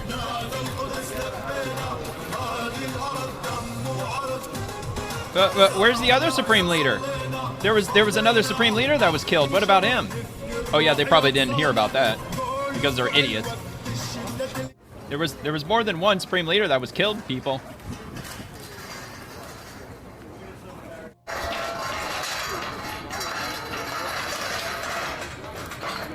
All right, whatever. It looks like they're blocking it off. Maybe their time is done. Not that they're getting permits for any of this. I mean, I'm sure Mayor Mamdani is 100% in support of all this. I would not be surprised. Sean Parnell, under the leadership of President Trump and Secretary Hegseth, the department is uniting partners across the Western Hemisphere to detect, disrupt, and destroy designated terrorist organizations that fuel violence and corruption. So we're talking about Central, South America, the Caribbean. So we're moving away from the Iranian conflict. We commend President Noboa, the government of Ecuador, and the brave troops of Ecuador's defense and security forces for their partnership in the successful operation against a narco-terrorist supply complex today, disrupting their operations and logistics. At the request of Ecuador, the Department of War executed targeted action to advance our shared objective of dismantling narco-terrorist networks. This operation demonstrates the power of coordinated action and sends a clear message. Narco-terrorist networks will not find refuge in our hemisphere. The United States remains steadfast in supporting nations that stand against narco-terrorism. Together, we will dismantle trafficking and corruption networks, hold these organizations accountable, and restore peace through strength.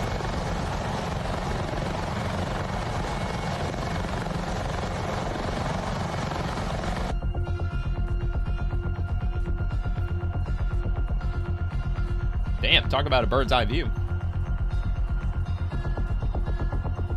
Completely different landscape what we've been watching over the last week.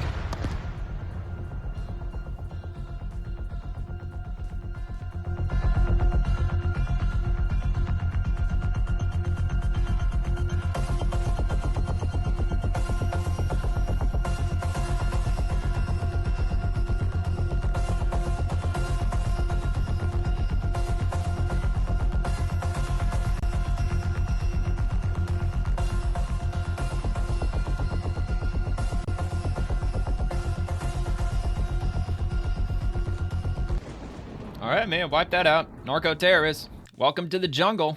And I'm not sure if that has anything to do with the whole Kristi Noem taking over Shield of the Americas, I think is what they call it. I think it's up that alley. They're going to go after the cartels. That's what it is, the cartels and the narco-terrorists. Moving on. U.S. Department of the Interior. This week, Secretary Burgum touched down in Venezuela, launching talks over a rare earth minerals partnership that could reshape the global supply chain. So we're talking Venezuela. This is Inside Interior. This week, Interior Secretary Doug Burgum touched down in Venezuela, launching talks over a rare earth minerals partnership that could reshape the global supply chain. Yeah, that would actually be really good news. Venezuela's untapped reserves are now on the table as a potential alternative to dependence on China. And the timing couldn't be more critical. These minerals power everything from advanced defense systems to technologies that keep America a global leader. Yeah, by the way, China, they announced back in November, or maybe it might have been late October, that they are going to essentially bottleneck rare earth minerals that China exports to the rest of the world, not just to America, but to every other country. They want to limit the supply that they export, and they're not mining the majority of rare earth minerals in China. However, they are processing something like 89% of all rare earth minerals across the world. So they do the refining and the processing parts with regard to the rare earth minerals. So that's why we are working overtime trying to build up our own supply of critical earth minerals, because China gave us a timeline. It's going to be November of this year. So they gave us 1 year before they start bottlenecking the supply of rare earth minerals coming out of China. Days earlier, Secretary Burgum was in Montana touring Lance College of Mines and Engineering. Advanced mineral labs, cutting-edge technology, and a roundtable with local leaders underscored a central mission: revitalize mining jobs, strengthen our nation's mineral backbone, and make life more affordable for every American family. Two major milestones also hit the calendar. The department marked its 177th anniversary, and Yellowstone, America's first national park, celebrated 154 years as a crown jewel of conservation. Hey, look at that, 154 years. Expected peak bloom dates were also announced for this year's cherry blossom season, highlighting the enduring friendship between Japan and Washington, D.C. Yeah, man, you gotta love the cherry blossom. A relationship rooted in Japan's historic 1912 gift of cherry trees that transformed the tidal basin into a symbol of friendship. In Alaska, cool. a new I've actually seen agreement that. is The only time I ever went to Washington, D.C. was in delays. April, I By think. improving access to vital records held by the state's Division of Public Health, the Bureau of Indian Affairs can accelerate probate case preparation for Alaska Natives and ensure trust estates are handled with greater efficiency. This is another example for President Trump that promises made are promises kept. Also in Alaska, a new proposed rule to restore long-standing hunting and trapping regulations was announced. This rule will realign federal regulations with Alaska state wildlife management laws and reinstate the framework that governed the Alaska National Preserves for more than 3 decades. The goal: respect state authority, protect subsistence traditions, conserve wildlife, and roll back unnecessary federal overreach while honoring commitments. All right. That's all for this week's Inside Interior. Now, I wonder if timber is a big industry in Alaska. I would assume it would be. I'm not familiar with the types of trees up there. I mean, pine trees, I hear the wood is a bit soft. It's like not ideal for home construction. Am I wrong on that? I think that maybe I'm not wrong on that. I would say that would be a really good thing for the administration to look into, is try to beef up our timber, because it's extremely expensive to build a house, and I'm sure that's probably one of the primary reasons why. Not only for that, but also the bureaucratic red tape. And on to the next. Trump War Room. Interior Secretary Burgum on how the U.S.-Venezuela energy partnership will directly benefit American drivers. The Venezuelan partnership is going to be one of the ways that the price goes down at the pump in America. Well, yeah, of course. That country is open for business. They want U.S. investment. They're taking care of the security concerns, and with the laws that they've passed is the biggest demonstration. Their new hydrocarbon law basically establishes better terms and conditions for investment than other countries in the world. Capital is going to flow to where it has the lowest risk and the highest return. Venezuela is committed to being competitive on the national or on the international market, and this benefits Americans. We're talking 5 days for a tanker of Venezuelan oil to get through the Gulf of America to our Gulf Coast, to our refineries, which were designed for Venezuelan oil. It can be 40 days for that oil if it was going to flow to someplace like China. 2 months ago, China was buying that at a discount. Now they have to pay full price. Americans benefit. The Venezuelan partnership is going to be one of the ways that price goes down at the pump in America. Yeah, not to mention that Venezuela has the largest oil reserves on the planet, surpassing even Saudi Arabia and any other oil-rich country that you may have heard of. So the resources that they're looking at, oil, bauxite, not familiar with that, diamonds, gold, natural gas, iron, coal, copper, coltan, and the critical minerals, niobium, and tantalum. Not familiar with those. I got to revisit my periodic table. Speaker Mike Johnson, Democrats are showing the American people exactly what they stand for, putting criminal illegal aliens ahead of American citizens. As the threat of terror rises, they are playing politics with the integrity of our homeland security. We're calling on Democrats to stop these dangerous political stunts and fund DHS. Now, I know it's like a broken record at this point. I mean, it's like saying the same thing over and over, day after day. However, I mean, look, people start paying attention to politics at just random different times. And there's a lot of independent voters out there. Like what is it, like damn near half the country, I think, is independent. Like they're not really affiliated with one party or another. So anybody who's just starting to pay attention, this is actually legit, because the Democrats are raving lunatics these days, unfortunately. We sent the DSHS funding, the Homeland Security funding, to the Senate, and it's getting stacked over there because the Senate Democrats are playing games. Sean, they're playing games with the American people, their safety and security. And why is that? Because they care more about criminal illegal aliens than they do American citizens. Remember at the State of the Union, the president gave them an opportunity to stand and applaud. He said, just let the track record speak for itself. What is the most important job of the federal government? To protect American citizens or illegal aliens. We all stood and clapped, of course, and they sat on their hands. They're showing you with their words and their deeds what they stand for. It is not just foolish, it is dangerous. We know DHS has sent out... Yeah, he's talking about during the State of the Union address, President Trump said that if you believe that your duty is to serve the American people above illegal immigrants, please stand. And of course, I think every single Democrat stayed seated. Every one of them. They all did. All in lockstep. So just basically showing, not even basically, they literally showed the country that they stand for illegal immigrants above and beyond American citizens. And they showed that by refusing to stand up in support of American citizens over illegal immigrants. Warnings that there are sleeper cells of terrorists probably throughout the country. There are dangerous lone wolf terrorists who may be out there seeking to do Americans harm. I believe they've confirmed that, and by the way. This is not a game. And we're calling on the Democrats to stop playing these foolish political stunts and get to the job of getting the Homeland Security funded. We have to get it done. Yeah, because border security and I'm sure the intelligence agencies, they flagged something like 500 or 600 individuals, Iranians, that came into the country under the Biden administration. They were stopped, or they were not apprehended. Well, I mean, technically they were made contact with. They showed up at the border and they were, I don't know what, applying for asylum or whatever the hell everybody was doing. And they went through that whole process, probably came in with the massive caravans. They just kind of snuck in with all of them. Not really snuck in because they were made contact with by Border Patrol. However, they were flagged by the hundreds, by 500 or 600 of them. And they're believed to have close ties with the Iranian regime, and they are potential extremists. And we have no idea where they are. They could be anywhere. But one thing we do know, they're around here somewhere. They're inside the United States. And Rapid Response Secretary LCD and Lori Chavez de Remer with the Secretary of Labor. We want American-born workers to have access to these jobs, and those are the numbers that we've seen tick up. It was important to the president as well and this administration that we right-size the federal government and make sure that we're creating private sector jobs, and that's why you're seeing so many companies across this country have these investments in their workforce. Well, I think it's probably a mix of both. Securing the border the Dow fell a lot was today. Important to the president. We want American-born workers to have access to these jobs, and those are the numbers Home that builders. we've seen tick up.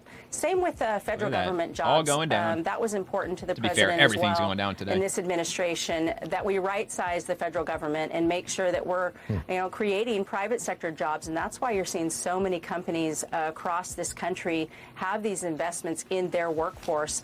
I'm at 49 of my 50 states. I'll jobs finish lost, up in huh? Oklahoma this week on my 50-state tour and talking to our businesses, our private sector businesses, and how they're investing in their workforce, and that's important. And we need to create more jobs for our construction, for our machinists and operators. That's what we're focused on doing in the skilled trades. Yeah, like definitely home construction is definitely a big one. I mean, they really need to build that out more.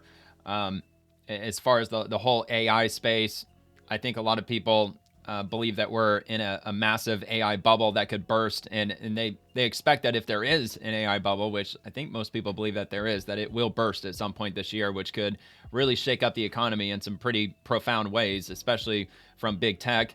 Small businesses, I'm not sure if they're really taking a big hit as far as the job losses. Probably a lot of that might still be in tech because they've just been laying people off for, I'd say, for years at this point, just round after round after round of layoffs. So since they were just talking about the economy, let me see if I can find it because I've got it. Yeah, here we go. I'm just going to go straight to this one and then I'll go back up. Breaking over $805 billion has been wiped out from the U.S. stock market just today. And here's some of the big ones. NVIDIA lost 3% just today. So I'm assuming this has to do with the Iranian conflict. I would expect nothing else than that to be the main driver behind the sharp fall in the stock market today. However, these tech ones, man, these tech companies, Meta, basically Facebook, and also Google, Alphabet, Amazon, even Tesla, Apple, like they've all fallen. I mean, Google didn't take like that big of a hit. Although, like, it isn't a share of Alphabet Google like in like $5,000 or something crazy like that. So even though it's less than 1%, I'm sure it was still like many billions of dollars. So anyway, that's just a snapshot of everything with regard to today. And here's the Dow Jones. So it fell 453 points. It's actually not that bad. It fell less than a full percentage point. It's still, historically speaking, if this were 10, 15 years ago, that would have been a substantial loss. But in the grand scheme of things, it is down to 47.5. It did surpass 50,000 just about a couple of weeks ago, I think, right? Yeah, see, it was up over 50,000 back in early February, and it's been trending downward. How far down will it go? I don't know. I'm sure that, again, the Iranian conflict is going to play a part in it. But once the Strait of Hormuz is, once it's been deemed to be safe for passage and nothing crazy happens, like no ship, no container ship or oil ship gets hit by some just random rogue missile coming out of Iran, as long as that doesn't happen, then I would think that the stock market might start trending back upward again. That would just be my guess. All right. Holy smokes, an illegal alien has just been caught in Pennsylvania voting in 5 elections. The alien from Mauritania, Africa, casted ballots in the last 5 presidential elections. This is from Eric Daugherty, by the way. This is why the Save America Act needs to be passed now. The cheating is real. Of course, the Democrats say, well, that's just one. Yeah, dude, there's a lot of instances of what appears to be cheating. The one that I always go to, it's just the one that I remember most vividly during 2020 in the ballot counting center in, I think it was in Philadelphia, Pennsylvania. They kicked out the Republican poll watchers, which was illegal because Democrat poll watchers and Republican poll watchers are I believe they're required to be in there to physically oversee the counting process. It's just a procedural thing. They kicked out the Republican ones, but not the Democrat ones. And then they locked the doors. Then they put up brown paper over all the windows so the media, nobody could see inside the building. And that's the way it was, like, for the entire night. Now, if there was no cheating, no fraudulent activities going on, why would you do that? That's very peculiar. And I think that RNC actually ended up suing for that. And not sure if anything ended up coming out of that. Probably not. I mean, there's so many other instances. Like Steven Crowder, he even did something right after 2020 where he obtained a list of voters that had addresses, and he ran these addresses, and they ended up being empty lots. Like, these addresses literally did not exist. They were just empty lots. There was not even like a legitimate address there because there was no building, there's no house, no nothing. And he I think it was like 50 or 100. There was a lot, and I think he did that in Arizona. All right, so anyway, let's give this a watch. In the Eastern District of Pennsylvania, arrested a 50-year-old man from Mauritania who's not a citizen, is illegally here in this country, who voted 5 times. 5 elections, or allegedly voted in 5 elections. So this well, dude, don't say... Look, either he did or he didn't. Now, if you're just saying allegedly, I assume that you had ironclad evidence, actual tangible proof that he indeed did vote in 5 elections. So where are you getting the information from? Did it come from his mouth? Can we see that on camera, him admitting to it? Or can we see any kind of legitimate paperwork that proves that? Because, look, at this point, you really got to take everything with a grain of salt these days. Exactly why we need to bring about confidence. So that's one thing. We also, good Lord, we need to fund Department of Homeland Security. We have domestic threat on the rise because of what's happening. This attorney in the Eastern District of Pennsylvania arrested a 50-year-old man from Mauritania who's not a citizen, is illegally here in this country, who voted 5 times. 5 elections, or alleged. Oh, shit. My bad. I'm showing the whole thing all over again. Usually these clips are a little longer than friggin' 28 seconds. My bad. And breaking, Rep. Anna Paulina Luna announces a plan to attach the Save America Act to FISA, a must-pass if the Senate refuses to pass it stand alone. Playing hardball. Luna, if the Senate is unwilling to do the right thing and pass the Save America Act by breaking the standing filibuster, the only way to get this done is to stick it on FISA. Rep. Luna floated this exact move last month. Yes, she did, and I talked about that right here on this show. We will attach it FISA if we have to, or FISA, is it FISA? Get it done. Voter ID is one of the most important issues in the world. I want it signed into law, and I think that if that's the way that you have to do it, then so be it.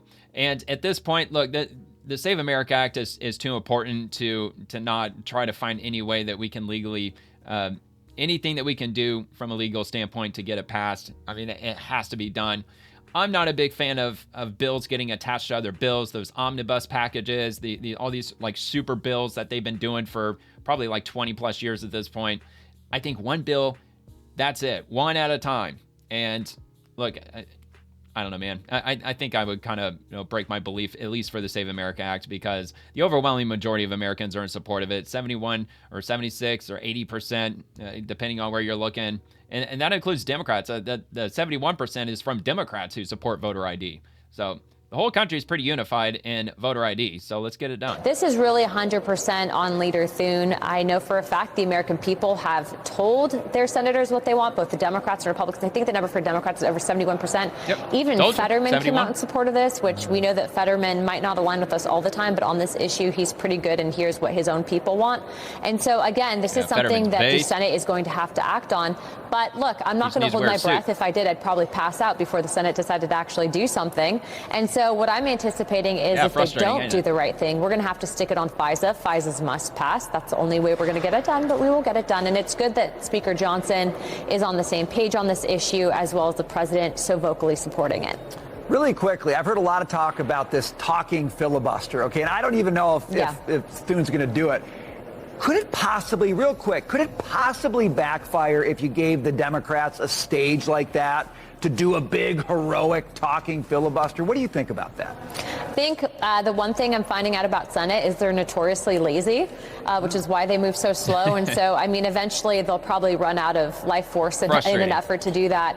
But, you know, again, voter ID is one of the most important issues in the world. So even if, you know, you give them a platform, I don't care. I want it signed into law. And I think that if that's the way that you have to do it, then so be it.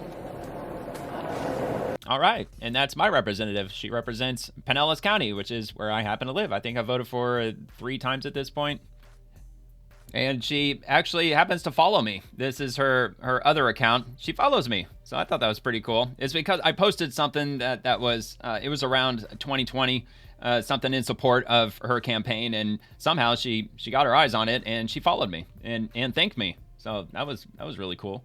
Probably the biggest account that follows me, to be honest. I mean, I'm not that big of an account on here. All right, so let's move on to Gina Milan. Want to know what's 10 times worse than Congress blocking S misconduct reports? The same members that they're protecting blew $18 million of our taxpayer dollars paying off alleged S assault victims. And now these same Democrats have the audacity to scream about Trump protecting his buddies. They already did it. It's corrupt, it's vile, it's sickening, and they are the real hypocrites. All these Democrat women in Congress blocked S misconduct reports. All of them. Maxine Waters, Jasmine Crockett, I'll come back to her. I know Ayanna Pressley. I think that's Ayanna Pressley. AOC, Nancy Pelosi, and Stansbury.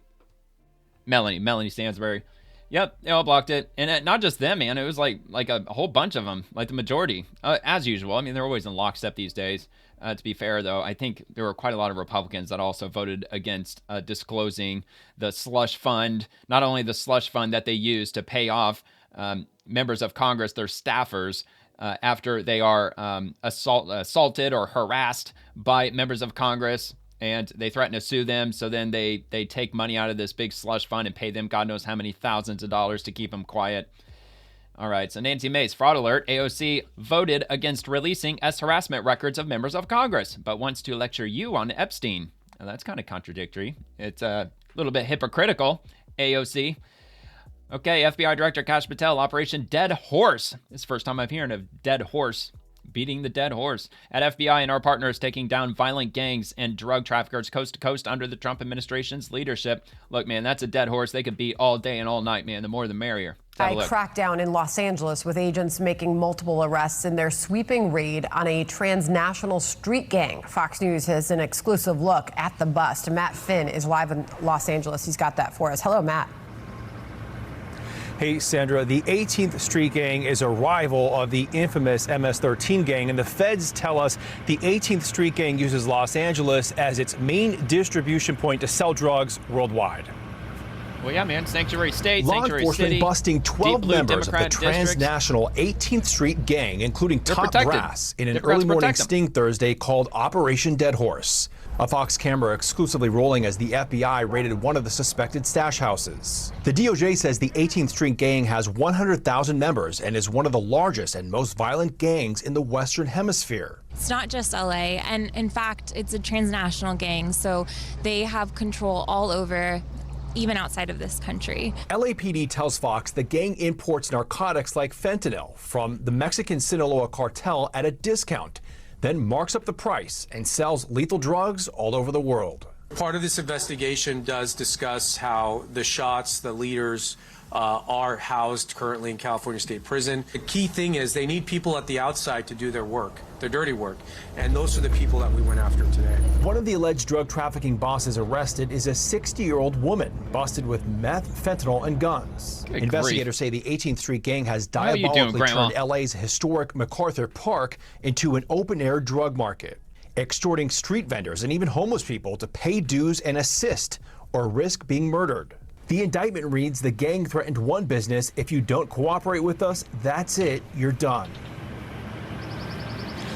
And this was a years-long investigation with LAPD and the feds, and the DOJ says it's going after cases like this because President Trump has instructed them to target open-air drug markets and transnational gangs. Dude, LA is such a hellhole, man. It's such a shame. I've only been once. I went in 2014. My sister used to live out there, and she lived in Koreatown. I spent a couple of weeks out there back in 2014 in October, and it was nice. It was really nice. It wasn't anything like it is now. You know, I didn't see any homeless encampments, and I mean, I went all over the place. Like, I wanted to see everything, all the sights and all that fun stuff. It wasn't too bad. Not compared to now. It really sucks.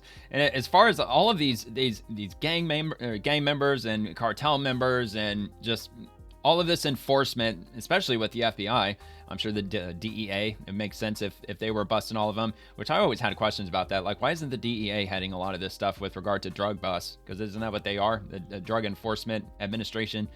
Yeah, I'm sure that they're working with them. You would think after all of these arrests, at least just over the last year alone, that they would probably have to start considering building new prisons, because they've got to be getting overcrowded at this point, which of course the Democrats would say, well, it's overcrowded, so we have to start letting them all out. All right. Well, just let the potheads out. I mean, they shouldn't be in there in the first place. I mean, if you're smoking weed, you get caught with like an ounce of weed or something, let them out. They shouldn't be incarcerated. All right. U.S. Immigration and Customs Enforcement from just 2 hours ago. Drug ring shut down hard. 4 million in meth seized and secret California drug labs shuttered. Illegally dumped byproducts led to the Sacramento Sheriff's Office, ICE, HSI, and numerous other partners to one of the largest domestic methamphetamine seizures in U.S. history late last month. 3 California production and distribution sites allegedly used by the trafficking ring were dismantled throughout Northern California, leading to 8 arrests. Seizures, 12 firearms, and 1,000+ rounds of ammunition. I mean, it sounds like a lot, but it's really not all that much. 2,700 pounds of suspected meth and partially processed meth. 1,900 marijuana plants. Good grief, that's a lot. And 100+ pounds of processed marijuana. Check our newsroom for future updates in this ongoing investigation. Of course, it was in California again. They protect these people.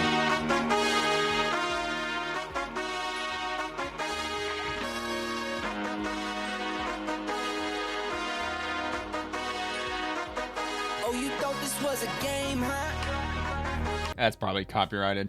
I'm just gonna mute that. Look, if there's somebody that's talking, somebody's narrating, there's like earlier with CENTCOM, if there were explosions going off and fighter jets flying across the sky. Okay, fine. I'll see if we can make it work. But yeah, Grim Reaper, dude, that is crazy. I'm assuming those are just big blocks of meth, I guess. Helicopter flying in. The agents with their masks on, demanding that they present ID, demanding that the agents always have ID, but they don't want us having ID when we go to vote. Bunch of freaking Democrat hypocrites. Makes no sense. Always ask backwards. U.S. Attorney Pirro threatening to detonate devices on the steps of a Catholic church or any religious institution is a violation not only of our way of life, but of the First Amendment right to free exercise of religion. Terrorizing people of faith will result in serious consequences and significant prison time. And this is what she's talking about. U.S. Attorney in D.C., which Ginny Pirro heads up. Yesterday, Louis Gary, 41, pleaded guilty in connection with threatening to detonate more than 100 homemade explosive devices on the steps of St. Matthew's Cathedral during the annual Red Mass attended by U.S. Supreme Court justices and other senior government officials. On the evening of October 4th, 2025, Jerry rode his motorcycle to St. Matthew's Cathedral and erected a tent on the church's front steps. Inside the tent, he assembled more than 100 explosive devices he had manufactured from materials including nitromethane, magnesium, charcoal, and thermite, purchased in Arkansas and assembled in Virginia. He also carried a 9-page list of written demands. About 5 a.m. on October 5th of 2025, Metropolitan Police Department officers approached Gary's tent while patrolling the area before the service. When officers told him he would need to move, Jerry refused and threatened to throw one of his explosive devices into the street to demonstrate its destructive power. Following its arrest, Jerry waived his Miranda rights and described the devices as grenades and rockets. He admitted that he intended to use the threat of force to coerce negotiations and that he was willing to use the devices to harm people and property, including St. Matthew's Cathedral, the White House, the Washington Monument, the U.S. Capitol, and the Supreme Court. What a nut job. And we've got that from justice.gov, which they'll go into more details. And of course, I'm not a robot. So there you go. I'll have that linked below in the description. And yeah, so that's just an image of St. Matthew's Church, which I believe that was the church that Trump famously stood in front of and held the Bible, right? I believe that's the same church, if I'm not mistaken. That would be across the street from the White House. From Daily Wire, Joe Biden at Jesse Jackson's funeral. I'm a hell of a lot smarter than most of you. Of course he would say that. Earlier, when I was a kid, I had a cleft palate or a club foot, none of you would have laughed. But it's okay to laugh at stuttering. I'm not being critical of you, but think about it. It's the one place where people think you're stupid. Oh, really? I'm a hell of a lot smarter than most of you. But all kidding aside. Okay, all right. Well, we don't have any context which led up to it. Maybe he didn't just literally said that I'm smarter than all of you. There's probably a little bit more behind that. I came across 4 or 5 of these different clips of Joe Biden giving this speech at Jesse Jackson's funeral, but I didn't really want to bother with spending much time on that. Define L's, James Woods. I haven't seen James Woods in front of a camera in a while. I see him on the X platform all the time. The worst human being in America is a man named Adam Schiff. He promoted that Russia hoax, and all of the media were in lockstep with all the mantras that they would write up for them every day. Yeah, he's right about that. I think like the worst human being in America is a man named Adam Schiff. Yes. He is. I do hate that guy. He is a horrible. Me too. You can see the whites around his eyes because he's a psychopath. He promoted that Russia hoax. What people never realize is while he was doing it, and all of the media were on lockstep with all the mantras that whoever would write up for them every day, their talking points, and then all the useful idiots would follow it in the Democratic Party, and they still say it. I mean, Stephen Colbert, I can't believe I'm saying his name, literally used these words. Trump is Putin's cock holster. Said this about the President of the United States. Right. Okay. You know, I have to say, it's like on a network television. It's just appalling. And it was a complete and utter psyop. It was a psychological operation done, but well, the part that was interesting, and it's the part and people that, believed it, and this guy's still promoting it. The part that people should really stop and focus on is when they did drill down onto Russia and what they were trying to do.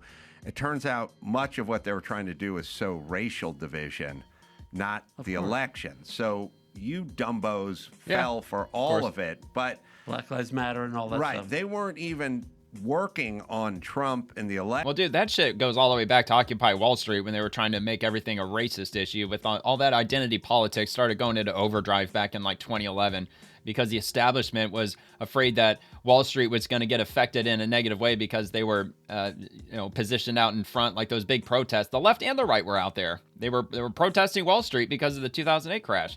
Most of their efforts were sowing racial division, which you guys bought into and we found out about, but it didn't seem to slow Adam Schiff's roll to go right back into this mantra of Russian collusion and Putin's puppet. Yeah, racism was pretty much over with by the 2000s. All that kind of stuff. It's not.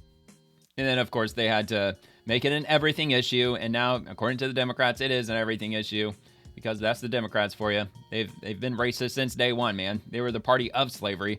And, a lot of American white men died successfully freeing the slaves, thanks to the Emancipation Proclamation by our first ever Republican president, Abraham Lincoln. The Democrats weren't too happy about that, so they formed the Ku Klux Klan. And then that went on for a while, and then, of course, Jim Crow, also the Democrats, and so on and so forth. They've just got a perfect track record, don't they? All right, Rawls alerts breaking. Watch as people inside a Cricket wireless store record a dangerous and destructive tornado tears through the city, causing widespread damage across the area. This was 3 hours ago, so I'm assuming this happened today. Three Rivers, Michigan. I hope everybody's okay, man, because this first clip, it shows the tornado. I got a follow-up, and the tornado looks nasty, man. Watch wild footage as people inside a Cricket wireless store record a dangerous and destructive tornado while the National Weather Service issued a PDS warning, meaning a particularly dangerous situation for the area as a confirmed large tornado moved through the city. Those inside the store watched as debris and objects were violently flying past outside. Okay, whatever. We'll watch the video. I have to read the entire description.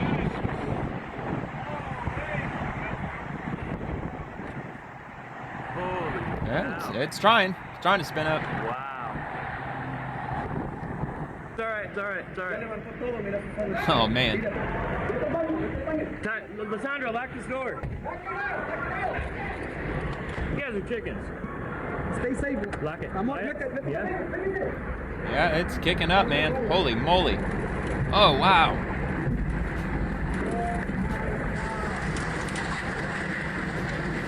You better get away from that glass.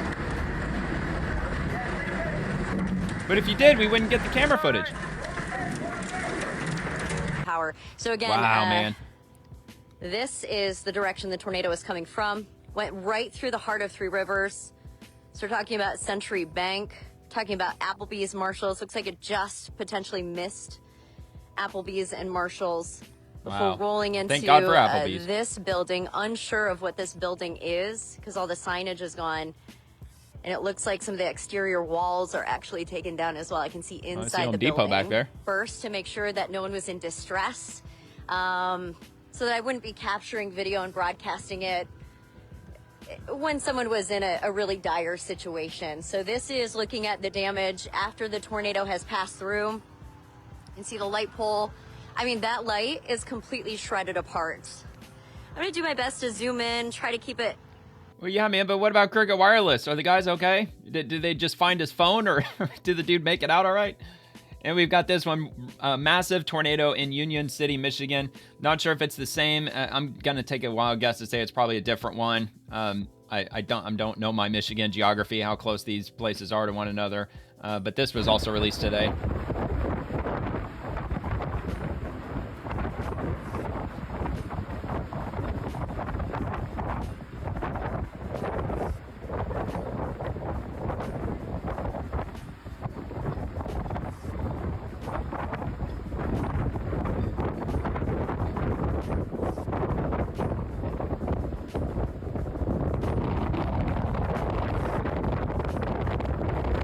Yeah, big tornado.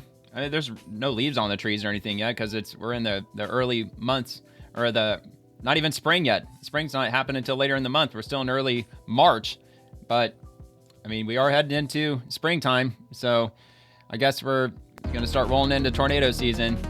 Which, by the way, don't forget to set your clocks forward an hour. I believe that's happening this Sunday. But anyway, in the meantime, that's going to do it for tonight's episode. If you enjoyed tonight's episode, please like the video and subscribe to the channel. And I'll be back on Monday night as we explore the swamp Monday through Friday and everyone in it, the politicians, bureaucrats, agencies, and the administration. I post daily on X, which is where you can peek at the content for the next episode. And don't forget, the video clips from tonight will begin dropping on the channel tomorrow morning. Thank you very much for watching. Always remember to stay positive. God bless the troops, and God bless America.